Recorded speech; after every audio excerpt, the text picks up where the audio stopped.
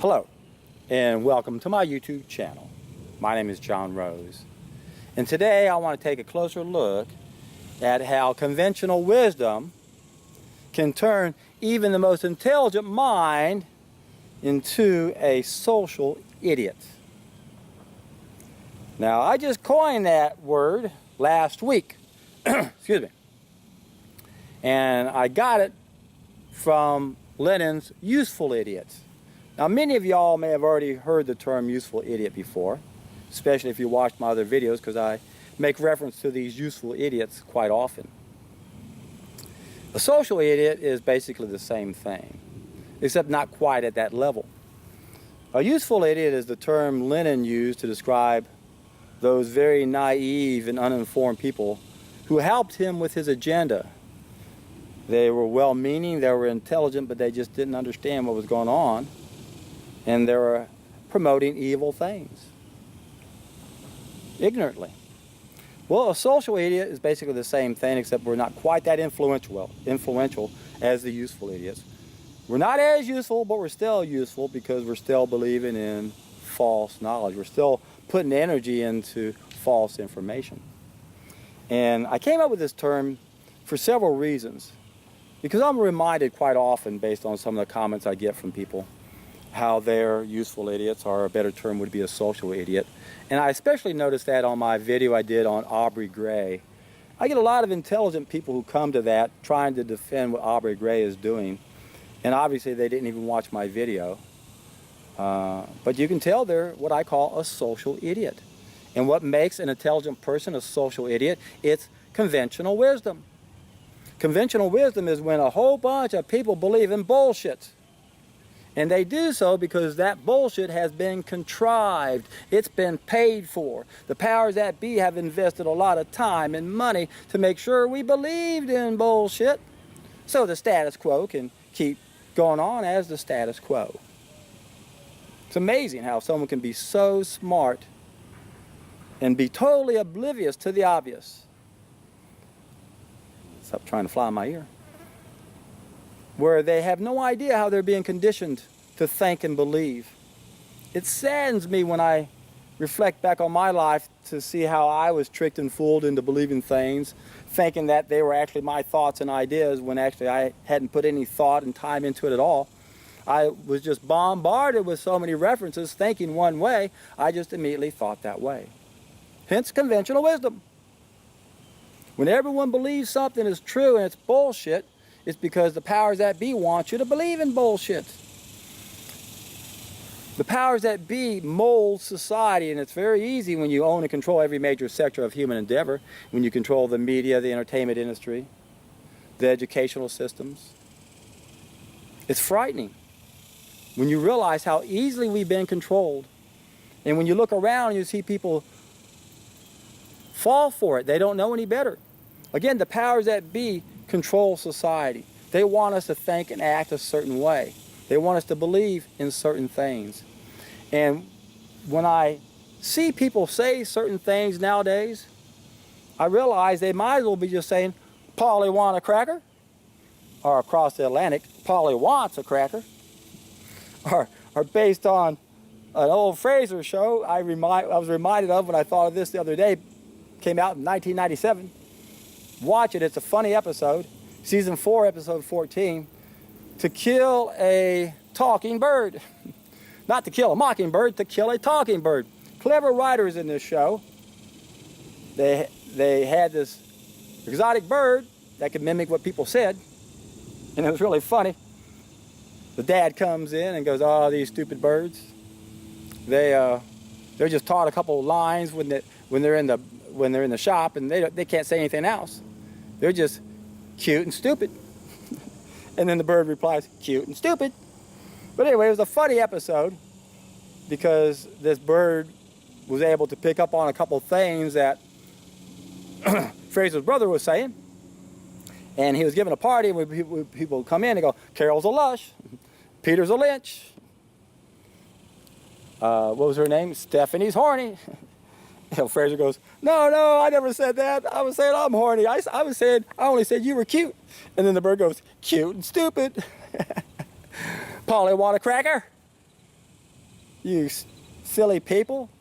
You repeat stuff, you don't even realize what you're doing. You're just like a parrot regurgitating the bullshit that was put into you. It's maddening to understand what I understand now, and I see people going around Polly want a cracker all the time. Cute, but stupid.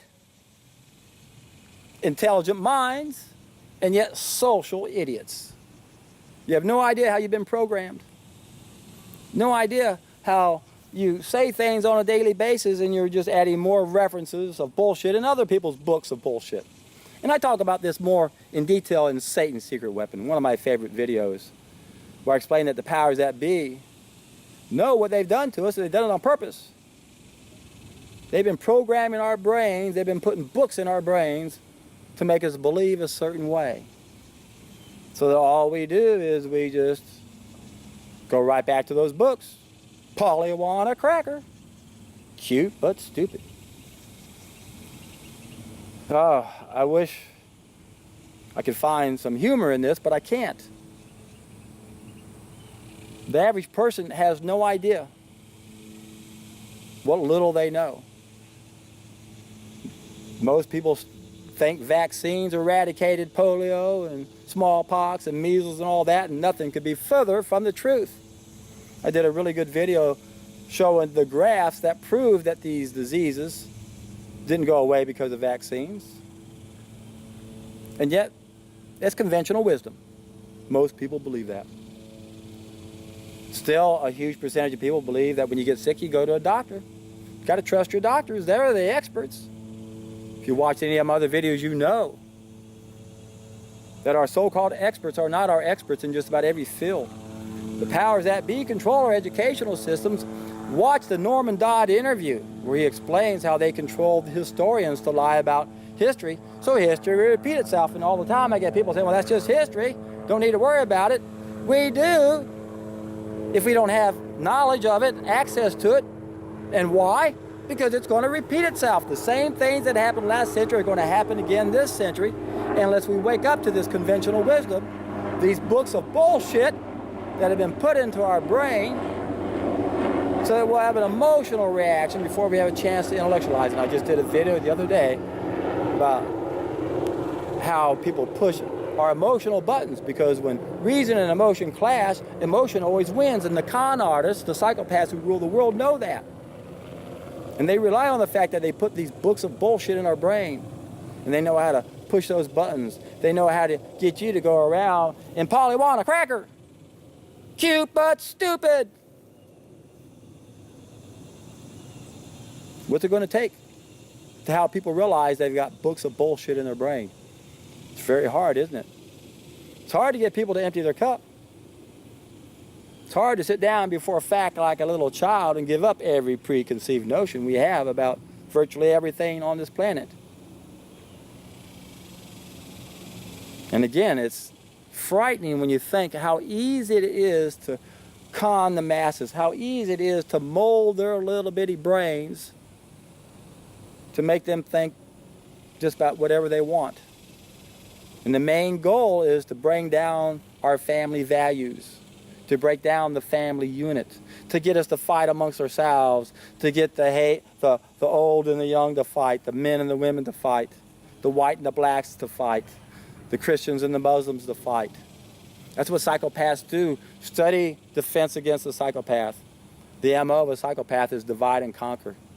These guys were created out of the chaos that we created. They swim in chaos. They instigate this chaos, and they could not exist if it wasn't for this chaos. So that's all we have to do to defeat this small group of people who own and control us. We got to get rid of our chaos. We got to get reconnected. We got to figure out why are we in this state of chaos where the mob can no longer rule us safely. I explain this in Satan's Secret Weapon. How governments go through cycles called the Kyklos cycles. I explain how democracy goes through stages. There's 9 stages of democracy. And we're being played like a fiddle. We have no idea that we're being directed one direction. And I'm reminded of this all the time. I heard a woman the other day, I see y'all many times on my bike ride, and she made a comment. I thought, social idiot. Just talked to a guy this morning, and he said something immediately, social idiot. We're oblivious to the obvious. We're oblivious to the fact that our brains are being molded, and have been ever since we came out of the womb, basically. Before we had the ability of critical thinking, society already attacked us, made us believe in absurdity, so we'll keep committing these atrocities.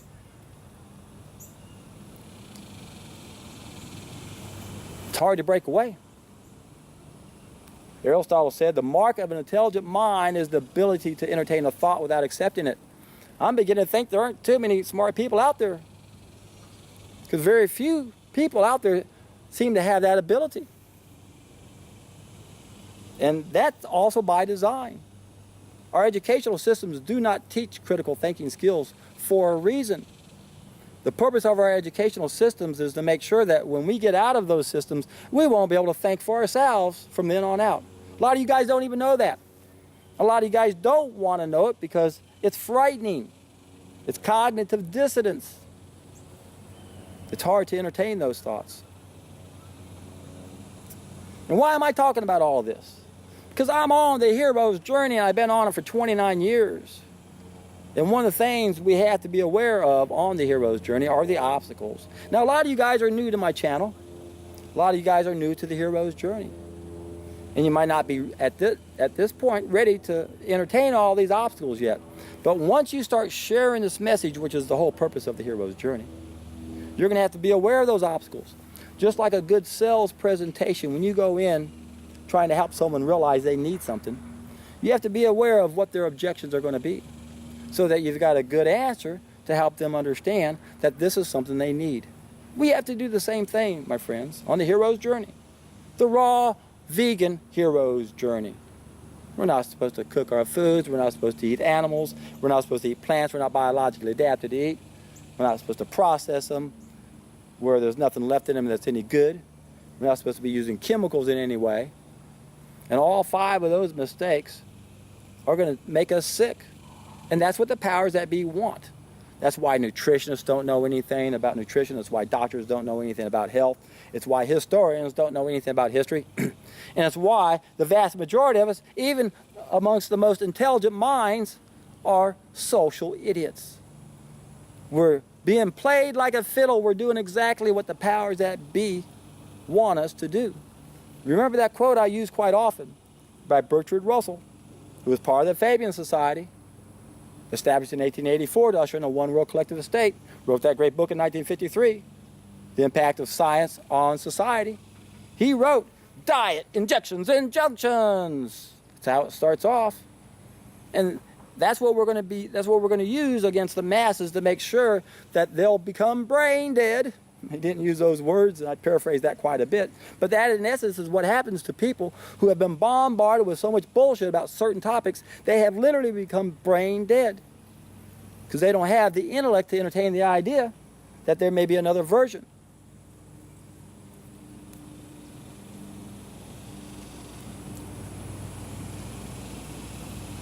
Study the Fabian Society, folks. George Orwell, 1984, Brave New World, Aldous Huxley. These guys are thought of as to be prophetic because they wrote these books ahead of their time. But they weren't prophetic. They were both part of the Fabian Society. They knew what was planned ahead for society. George Orwell tried to warn us, and they murdered him to set an example the next year. Aldous Huxley, they were just rubbing our noses in it, just like they like to do in other places. It's done all the time in government white papers, where the powers that be come right out and say what they're doing. And yet the vast majority of us don't know what's going on. And it boggles my mind that more and more people are waking up to the fact that we have a foreign corporation that's printing our money, charging us for that money plus the interest, making us debt slaves, creating an illusion of scarcity so that they can continue to control us. Remember, my channel is all about 2 main topics. The ultimate tool of control is our health, And the absolute tool of control is the money. And I realize not all of you are ready for both of those messages. Remember, health is upstream. We got to get reconnected. We got to stop destroying those biophotons so we'll feel one with everything. But in the meantime, we've got to do some downstream work. We've got to take back control over someone else printing our money and get back to a debt-free currency instead of a debt-based currency. So what I'd like to do at this point, boy, that dog is panting so loud I can hear it from way over here, is to make sure you guys watch several of my videos that will help you wake up. Watch Satan's Secret Weapon. Watch the Norman Dodd interview. Those are two really powerful interviews that will are two powerful videos rather, that will help you understand that our experts are not our experts. Now the other video I'd like you guys to watch is what is the healthiest diet in the world? This is a very long video, but I explain a lot of pieces to the puzzle in this one video.